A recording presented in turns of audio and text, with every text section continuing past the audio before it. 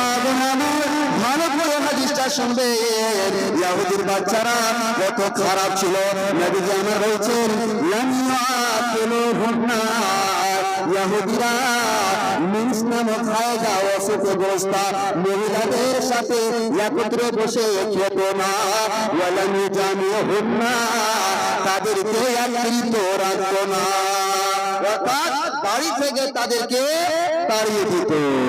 মা বোন আমার, তারপরে আমার আল্লাহ রাব্বুল আলামিন কোরআন মাজিদের একটা আয়াত অবতীর্ণ করে দিলেন।